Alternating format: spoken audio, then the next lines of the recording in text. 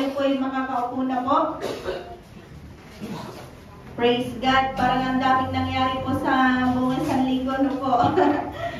Pero salamat sa Panginoon dahil eto tayo, nandito tayo, malakas, nagpupuri sa ating Panginoong Diyos. Amen po? Amen. Praise God. Hallelujah. Ngayon po, ang ating pong pag-aaralan ay, ang ating theme po sa buwan na ito ay it's all about breakthrough. Breakthrough, no? Ano pong breakthrough sa buhay natin? Praise God. Ang theme po natin for this month, it's all about breakthrough. Para po sa akin, ang breakthrough po sa buhay ko is when I encountered Jesus. Amen. Yan, nung na-encounter ko po si Jesus, yan po ang breakthrough sa aking buhay. At sa pamamagitan ng kanyang biyaya, sa kanyang grasya, sa aking buhay, at ang kanyang pag-ibig niya, eto po ako ngayon. Nandito po ako sa inyong harapan ngayon. Kaya purihin ang Panginoong Diyos, sapagkat hindi ko ina-expect sa aking sarili na ako'y nandito sa inyong harapan at magsasalita.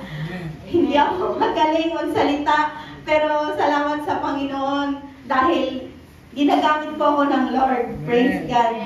Sa Panginoon po ang lahat ng papuri at nagpapasalamat din po ako sa Panginoon sa kanyang kaloob na dagdag na taon sa aking buhay. Huwag niyo na pong tanungin yung edad ko. Halata naman. Praise God. Hallelujah. Ngayon po ang ating pag-aaralan ay mula sa Gawa, chapter 9, 1 to 19. Ito po ang ating pag-aaralan ngayong umagang ito.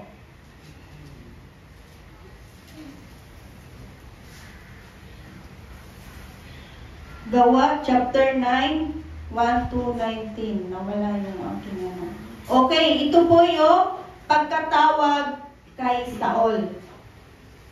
Ito po ang pagkatawag kay Saul. At ang aking pamagat po ay, pinamagatan ko po itong Jesus can change life. Okay, basahin po natin sa verse 1. Verse 1 po hanggang 2. Sabi po dito, samantala, patuloy ang pagbabanta ni Saulo na maipapatay ang mga alagad ng Panginoon. Lumapit siya sa pinakang punong pari ng mga Hudyo at humingi ng mga sulat para sa mga sinagoga sa Damasco upang madakip niya at madala sa Jerusalem ang sinumang lalaki o babae na matagpuan niya roong kaanib sa daan ng Panginoon. So, itong book sa Acts po ay dito po nakaranas ang ating mga alagad po ng Panginoon ng persecution. Isa na nga po itong si Saulo. So, sabi po dito, sino nga po ba itong si Saulo? Konting background po tayo. Ito pong si Saulo ay isa po siyang Pharisees kasi po ang kanyang tatay ay isa pong Pariseo. At ito pong si Saulo ay aral po ito, matalinong tao, at meron po itong katungkulan. So, ganun po ito si Saulo at pinag-aral po ito ng tatay niya sa school ni Gamaliel. No? Isa po siyang rabbi, si Gamaliel. So, ganun po ang nito ni Saulo, matalino po siya, may katungkulan, at isa po siyang Pharisees. Sabi dito, at dito po sa verse 2, makikita po natin na ang sabi po dito, humihingi po siya ng permiso sa punong pari para pumunta sa isang lugar upang dapin niya lahat doon ang mga mananampalataya kay Jesus. Kasi nga po dito po, inuusig po niya ang mga mananampalataya. Pinipersecute niya kasi ang paniniwala nila ay iba po sa tinuturo ng ating mga alagad. So, matatandaan po natin na si Saulo ay kaisa din po siya o isa po sa mga pumatay kay Esteban. No, si Esteban po, isa po siyang lingkod ng Diyos. Kaya isa po siya doon nung pinatay po si Esteban. Sinangayunan po niya ang pagpatay po kay Esteban. Dito naranasan ng mga mananampalataya ang matinding pag-uusig sa kanila. Sobrang tindi, no? Kasi sabi, great! Sobrang matinding pag-uusig. Pero kahit ganun pa man po ang naranasan ng mga mananampalataya, sa panahon na yon, hindi pa rin po sila tumigil. Bagamat nagkawatak-watak sila, the more pa na lumaganap ang salita ng Diyos. Hindi po sila natinag o natakot sa mga umuusig sa kanila. Dahil alam po nila, ang pinapangaral nila ay ang Panginoong Jesus. Di po ba? Mamatay na kung mamatay, basta kami maglilingkod sa Panginoon. Ganun po. So, praise God. Nagkawatak-watak at patuloy na binabahagi ang tungkol kay Jesus at marami po silang naakay at lumaganap sa iba't ibang lugar ang pangangaral ng magandang balita. So, ganun po ang nangyari, bagamat nakaranas po sila ng matinding pag-uusig. Amen po. Sa ating paglilingkod po ngayon, sa ating Panginoong Jesus, may mga nagpi-persecute po ba sa atin? Naranasan na po ba nating ma-persecute? No?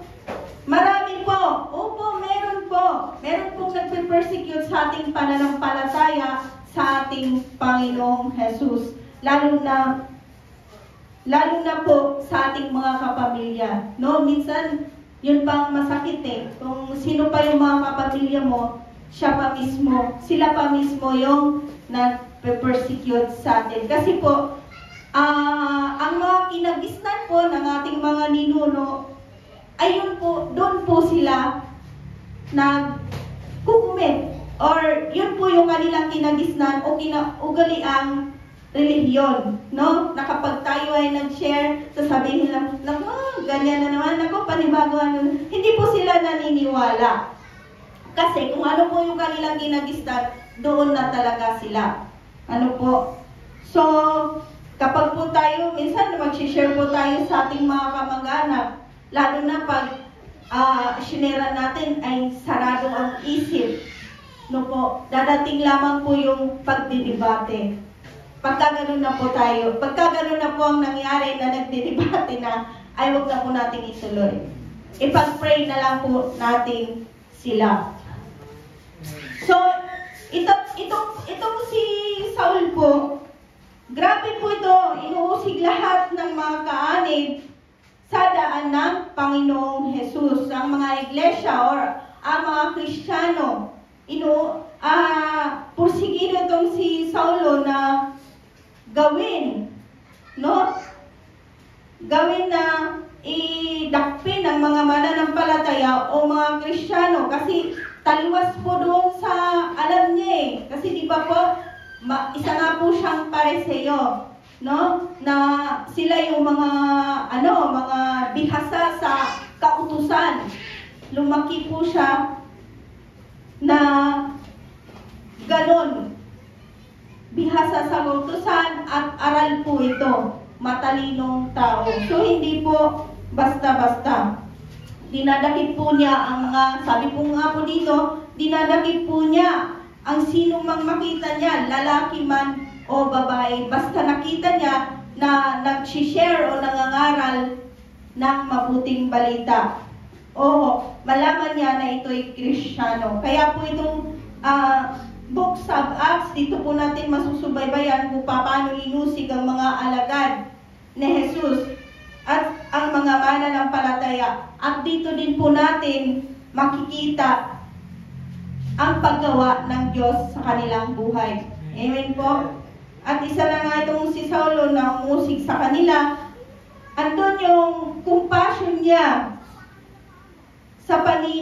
sa pinaniniwalaan niyang tama ang kanyang ginagawa. No? Kasi alam niya sa sarili niya, tama ang kanyang ginagawa. Na ang kanyang relihiyon lang ang tama. Kaya kapag nangangaral ang alagad ng Panginoong Jesus, ay pinipersecute niya, inuusig niya lahat ng mga Kristiyano kasi taliwas po doon sa kanyang paniniwala. No? Ganun po ang ginagawa nitong si Saulo na akala niya ang ginagawa ay tama. So, minsan tayo po sa ating buhay, sa ating paglilingkod, may compassion po ba tayo? No? Nakagaya nitong si Saulo. Ganon na lang yung kanyang compassion na madakip ang mga Kristiyano. Ganon na lang siya ka eager. Handa po ba natin ipaglaban ang ating pananampalataya? Amen? Handa po ba natin ipaglaban ang ating pananampalataya? O ang ating paglilingkod sa Panginoong Jesus? O isang ambon lang ng buhay natin, wala na. Ambon pa lang yun na wala na sa paglilingkod sa Panginoon. Tayo po ang nakakaalam na. So, dito po sa verse 3 and 6, magpatuloy po tayo. Ang sabi po dito, magpatuloy tayo sa istorya nitong si Saul. Naglakbay si Saulo papuntang Damasco at nang siya'y malapit na sa lungsod, biglang kumislap sa paligid niya ang isang nakakasilaw na liwanag mula sa Panginoon. Natumba siya sa lupa at narinig niya ang isang tinig na nagsasabi, Saulo, Saulo, bakit mo ako inuusig? So, habang nagpapatuloy sa paglalakbay si Saulo, ayan, sabi dito, nang malapit na siya sa lungsod, biglang may kumislap sa kanyang paligid. No, sabi po dito, matapos po nabigyan siya ng permiso, kasi humingi po siya, di ba po, ng permiso sa mga punong pare na pasukin ng puntahan ng lugar ng Damasco, siya po ay naglakbay papunta doon. At habang nasa daan na po siya, malapit na niyang marating ang pupuntahan niya, ay biglang may nangyari sa kanya. Hindi niya inaasahan na may mangyayaring ganun po sa kanya. No? Maraming mga tao ngayon, maraming mga tao may kanya-kanyang version ng pananampalataya. Tama po ba? At paniniwala sa Panginoon. Kung ano ang nakagisnan o nakagolian ay doon na lang. Kagaya po nitong si Saulo. Ang iba naman ay may mga tradisyon at mayroon din naman na ang dinudyos na nila ay ang trabaho at pera. Ano po? At ito pa ang iba, nagsasabi, gawin mo to, gawin mo yan, at huwag mong kainin yan para ikaw ay maligtas. At itong si Saul ay ganun po ang kanyang paninindigan. Na akala niya, tama yung ginagawa niya, na usigin niya, dakpin niya ang mga Kristiyano, inaakala niyang tama, pero mali. Taliwas doon sa paniniwala niya. Taliwas doon sa itinuturo ng mga alagad. Kaya gusto niyang hulihin o dakpin ang mga Kristiyano. Kasi may mga bagong itinuturo ang mga alagad na taliwas doon sa paniniwala niya. Ganun po. Until po, dito po nga po sa nangyari, until na-encounter po niya dito si Jesus. No? Dito po sa verse 5, dito po nagpakilala ang ating Panginoon kay Saul. Ang sabi nga po dito ng ating Panginoon, akong si Jesus na iyong inuusig. No? Dito po nagpakilala ang Panginoong Jesus kay Saulo. At dito na po nag-umpisa ang journey ni Saul na later on, ang naging pangalan niya po ay Paul, si Apostol Pablo. So, makikita na po natin dito ang biyaya at grasya ng ating Panginoon, no? Na si Saul, bagamat napakasama niya, ang samang ginagawa niya sa mga lingkod ng Diyos, nandun pa rin po na ang biyaya at grasya ng Diyos ay na-encounter ni Saul.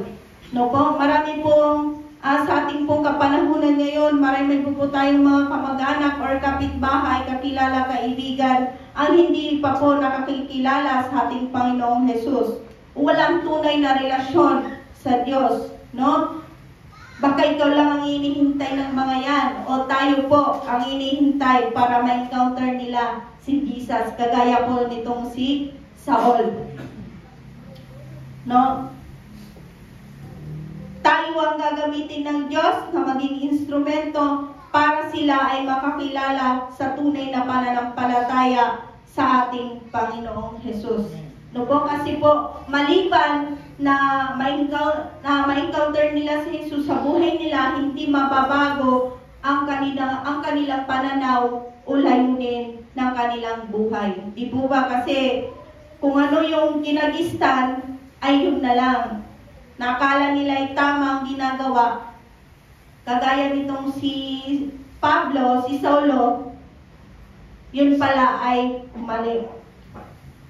So, magpatuloy po tayo dito po sa verse 7. Ang sabi po dito, matapos ditong magpakilala ang Panginoon, sabi po dito sa verse 7 na tigilan at hindi makapagsalita ang mga kasama ni Saulo nang marinig nila ang tinig, ngunit wala naman silang makitang nagsasalita. So, natigilan po ang kanyang mga kasama kasi syempre naglalakbay po si Saulo papuntang Damascus, meron po siyang mga kasama. So, nasyak sila, hindi makapagsalita. Tumayo si Saulo at pagmulat niya ay hindi siya makakita, kaya siya ay inakay ng mga kasama niya at dinala sa Damasco. At dahil po doon sa nangyari kay Saulo na nakita niya ang napakaliwanag or nung time na yon, siya po ay hindi nakakita. Siya po ay nabulag. Hindi siya nakakita sa loob ng 3 araw at hindi rin siya kumain ni uminom. So 3 days po siyang hindi nakakita at 3 days din po siyang hindi kumain. Dahil po sa nangyari, nag-fasting po si Saul. No, nag-fasting kasi hindi po siya kumain sa mga nangyari. At sabi pa po dito sa verse 10, sa Damasco ay may isang alagad na ang pangalan ay Ananias. So ito na po, may isang Kristiyano na ang pangalan ay Ananias. Tinawag siya ng Panginoon sa pamamagitan ng isang pangitain. Sabi po dito, ano po yun, Panginoon? Tugon niya, sinabi ng Panginoon, pumunta ka sa kaling tinatawag na tuwid sa bahay ni Judas at ipagtanong mo ang isang lalaking taga-Tarso na ang pangalay Saulo. So nakarating na po itong si Saulo sa Damascus at tumuloy po siya sa bahay ni Judas. Siya'y nananalangin ngayon. Sa isang pangitain, nakita kanya pumasok sa kinaroroonan niya at pinatungan mo siya ng kamay upang siya'y makakitang muli. So, sa pupuntahan ni Saul, ito na nga yung Damasco ay may isang Christian na ang pangalan ay Ananias. At biglang nagkaroon siya ng vision. Habang siya'y nananalangin, nagkaroon po siya ng vision. At inutusan po siya ng Panginoon na pumunta sa bahay ni Judas. Kasi po, doon po tumuloy si Saul sa bahay po ni Judas. At itong si Saul din, ay habang nananalangin din siya, so nag-pray din po itong si Saul. Kasi nga po, siya nga po ay, di po ba, pareseyo. Matindi din ang kanilang pananampalataya. Habang nananalangin si Saul ay nagkaroon din po siya ng vision. Nakita na po niya si Ananias. So, dito ipinakita ng Panginoon na si Ananias ang makakatulong sa kanya para po siya ay makakita. Kasi nga po, di po ba na bulag siya? Nabulag siya nung makita niya yung liwanag ng Panginoon. Pero, ang sabi po dito ni Ananias, sa verse 13, sabi dito, sumagot si Ananias, Panginoon, marami na po akong nabalitaan tungkol sa taong ito at sa mga kasamang ginawa niya sa inyong mga hinirang sa Jerusalem. Siyempre, kasi itong si Saul talagang nabalita na sa mga sangkal-Kristyanuhan na siya yung nagpe-persecute, no? At sabi po dito, at naparito siya sa Damasco, taglay ang kapangyarihan galing sa mga punong pari ng mga Hudyo upang dakpin ang lahat ng tumatawag sa kanya. Makikita po natin dito sa verse 13 no po, ang reaksyon ni Ananias. Kasi inutusan po siya na puntahan si Saul eh. Ang pagkakilala niya po kay Saul ay masamang tao. So inutusan po siya na papuntahin siya doon kay Saul. So nag-react po dito si Ananias. Kasi itong si Saul, kilala na nila na masama tao. Alam nila na dinadakip niya ang lahat ng mga Kristiyano. So, sa pangangaral ng salita ng mga alagad or ng mga lingkod ng Diyos, ng mga Kristiyano, itong si Saul ay isang tinik sa lalamunan nila. No? So, tinig sa lalamunan nila sa pagbabahagi ng kanyang mga salita. Kaya, alam po nila na itong si Saul, ang misyon po nito para pumunta sa Damasco ay upang sila ay puksain. Hindi puksain, para ay dakpin. No? Dakpin. Ganun po ang pagkaalam nila na may misyon itong si Saul, kaya pupunta yan ng Damascus, sabi niya kay Lord, kaya pupunta po yan dito, Panginoon, sa Damasco ay upang kami ay dakpin. No? Siya po ang pumipersecute sa kanya. Bakit mo ko papapuntahin kay Saul? No? Parang sinasabi dito ni Ananias, kulang na lang sabihin ni Ananias kay Lord, Lord, ayaw ko. Ayaw, natatakot po siya, nag-aalinlangan po siya. Kasi kilala nga po nila itong si Saul, isang masamang tao at hindi po maganda ang ginagawa sa lahat ng mga Kristiyano. Kasi ganun po doon. Yun. So, parang dadalawang isip or tumatanggi si Ananias. Ayaw niyang puntahan. Ayaw niyang puntahan si Saul. So, kung tayo po kaya ang nasa sitwasyon ni Ananias, pupunta po kaya tayo? No? Kung alam natin na ang taong yun ay masama. So, isip siguro ni Ananias na, imbis kay buhay pa ako, mamamatay ako doon, Lord. Ganon siguro yung isip ni Ananias. So, minsan tayo po ganyan. No? Binulag na sa iyo, binubulong na sa iyo ni Holy Spirit. Halimbawa, nasa bus ka, may katabi ka. Binubulong na sa iyo ni Holy Spirit na sharean mo yan. No? Pero, nag-aalinlangan ka or nahihiya ka, di po ba? So, hindi mo na tinuloy yung bulong sa'yo ni Holy Spirit. Kasi, nag-aalinlangan ka eh, or naiyak ka. Di kaya naman, sa mga kapitbahay natin, no? Inutusan ka ng Panginoon. Evangelize mo yan. Ihag mo ang pag-ibig at kabutihan ng Diyos. So, ganun yung inaano sa atin ng Panginoon. Pero minsan tayo, dumadating agad yung mga negative thoughts. Kasi kilala natin sila eh. Lalo na kapag kapitbahay natin, sasabihin natin, pag sinabi natin, evangelize, naku Lord, hindi yan, naku Lord, ganito yan, naku Lord, hindi yan, tatanggapin niya kasi, minsan ganito tayo eh, yung maano agad sa ating isip, yung mga negative thoughts. No? Pagka ganon, hindi na po natin magagawa kasi yun na po yung unang dumadating sa isip natin na, naku Lord, hindi na po yan magbabago. Parang pinapangunahan ba natin ang Panginoon? Pero sabi ng Panginoon, pumunta ka. Minsan nga kasi kapag nag-share tayo, di po ba, kapag patungkol sa salita ng Diyos, parang pinagtatawanan tayo. Or di kaya naman, inuuyang tayo. No? Ganon kasi yung mga taong hindi pa nakakilala sa ating Panginoon. Pero sabi ng Panginoon, i-share mo ang aking mabuting balita. I-share natin ang salita ng Diyos sapagkat ang salita ng Diyos ay makapangyarihan. No? Na kayang magbago ng tao. Kahit sino pa man yan.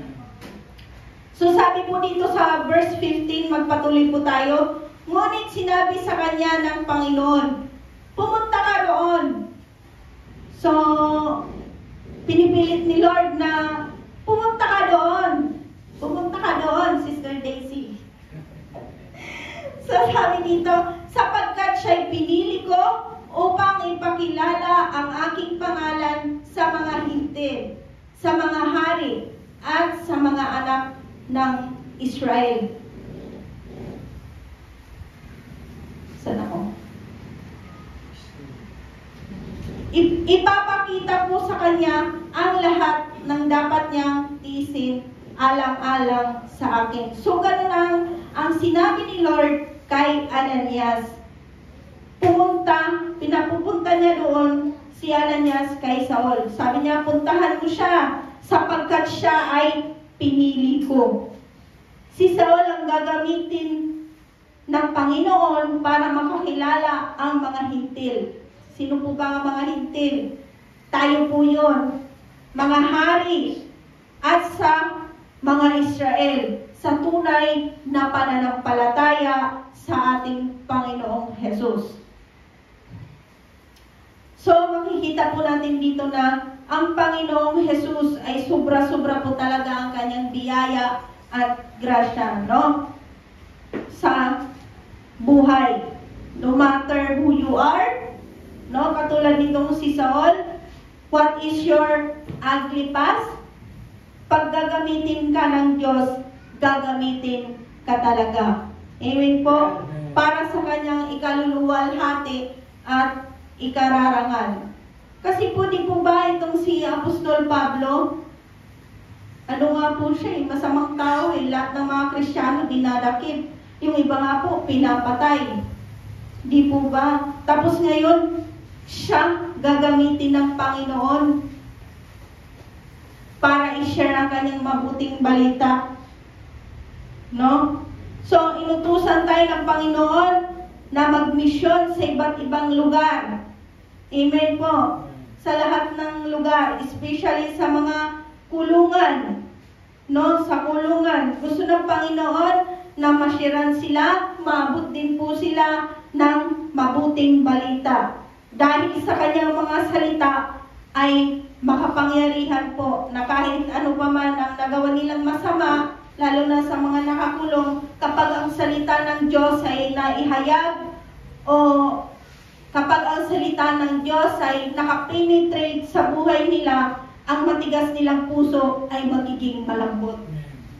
Amen po.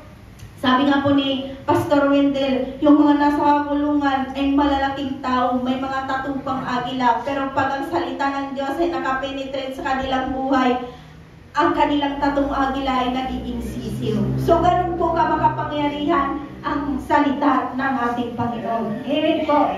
At doon mag-uumpisa, kapag nakapenetrate sa kanila ang salita ng Diyos, doon po mag-uumpisa ang pagsusuko nila ng buhay sa ating Panginoong Jesus. Kasi only Jesus can change life. Amen po. na kahit sino ka man, kahit ano man ang nakaraan mo, kahit ikaw ay mamamatay tao, pero kapag ikaw ay nakakilala at na-encounter mo si Jesus, mababago ang buhay mo. At dahil sa kanyang mga salita, like nitong si Paul, nabago po ang kanyang buhay. So magpatuloy po tayo dito po sa verse 17. Ang sabi po dito, pumunta nga si Ananias sa naturang bahay at pumasok dito. Ipinatong niya ang kanyang mga kamay kay Saulo at sinabi niya, kapatid na Saulo, pinapunta ko rito ng Panginoong Jesus na nagpakita sa iyo sa daan nang ikaw ay pumunta rito. Isinugo niya ako upang muli kang makita, upang mapuspos ka ng Espiritu. So, noon din may nalaglag na tila mga kaliskis mula sa mata ni Saulo at nakakita siyang muli. Tumayo siya at nagpabautismo at kumain siya at nagbalik ang kanyang lakas. So, ito na nga po ang nangyari. Sumunod po si Ananias sa inutos ng Panginoon. Pumunta po siya. Sumunod po siya sa sinabi ng Panginoon. Pumunta siya kay Saulo at pinatungan nga po ng kamay. Sinabi nito na siya ang pinapunta ng Panginoon para makakita siya muli at mapuspos ng Espiritu. Hindi lang po siya nakakita literal. Hindi lang po siya nakakita literal sa kanyang physical, kundi pati ang kanyang spiritual ay nabuksan. Di po ba? Hindi lang po siya nakakita literal, kundi ang kanyang spiritual ay nabuksan. Kasi dati, ang kanyang pananampalataya ay hindi po tama. Kumbaga, bulag siya spiritual, pero ngayon, siya ay totally nakakita. Nabuksan ang kanyang spiritual. Ganun din naman po tayo. Nung hindi pa po tayo nakakilala sa ating Panginoon, bulag po tayo spiritual. Pero purihin po ang Panginoon dahil nakakita po tayo, nabuksan po ang ating mga mata sa spiritual na mga bagay. Amen po. So, nawalan niya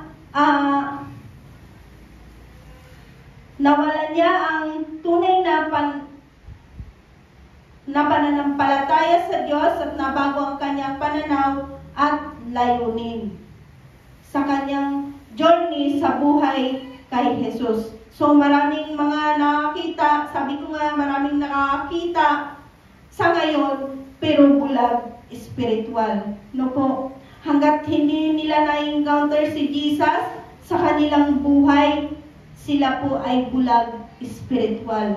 Sabi mo nga po dito sa verse 18, like Paul, nung na-encounter po niya si Jesus, siya ay nakakita at nagpabautismo. So nung nabuksan po siya spiritual, nakaunawa po siya spiritual, siya po ay nagpabautismo. No? Yung ganun din naman po tayo. Nung tayo ay nakakilala sa ating Panginoong Jesus, tayo po ay nagpabautismo. Tanda po yun na tayo ay new creation na.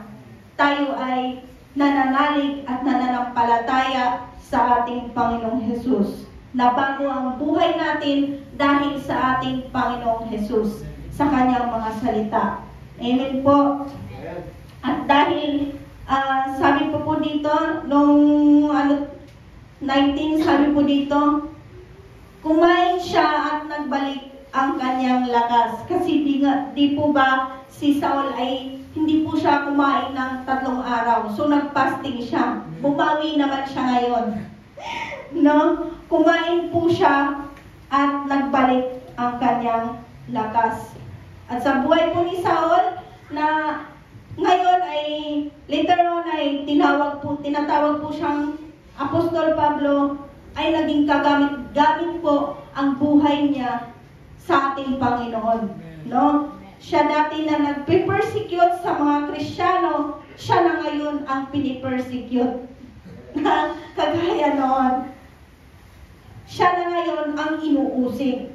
Pero ganun pa man ang nararanasan niya o on fire pa din siya sa paghahayag ng mabuting balita sapagkat natutunan niya na ang kanyang pananampalataya noon ay mali. Pero ngayon, on fire siya sa paghahayag ng salita ng Diyos ng Panginoon sapagkat nakita niya at natagpuan niya ang tunay na pananampalatayang totoo na matatagpuan lamang sa ating Panginoong Hesus. Amen po. At ano man ang mangyari sa kanyang buhay, tuloy pa rin siya sa kanyang journey bilang isang lingkod ng Diyos at lumawak ang kanyang mga gawain.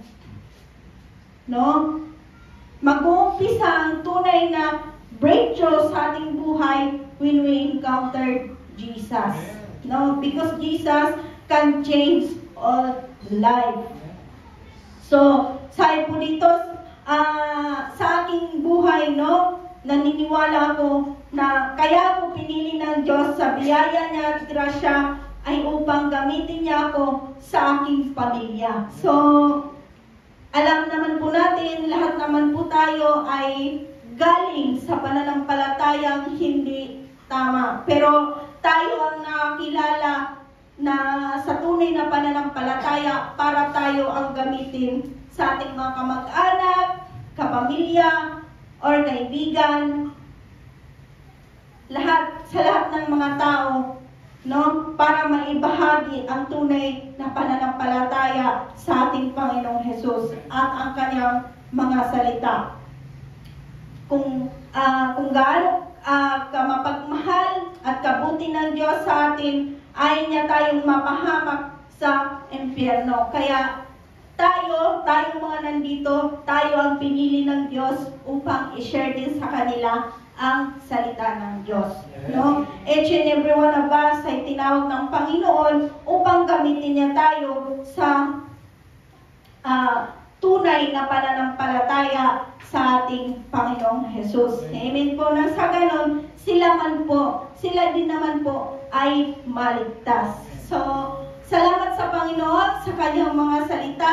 Nawa po, ito po ay maging aral sa ating mga buhay. Purihin ng Panginoon at yun lamang po.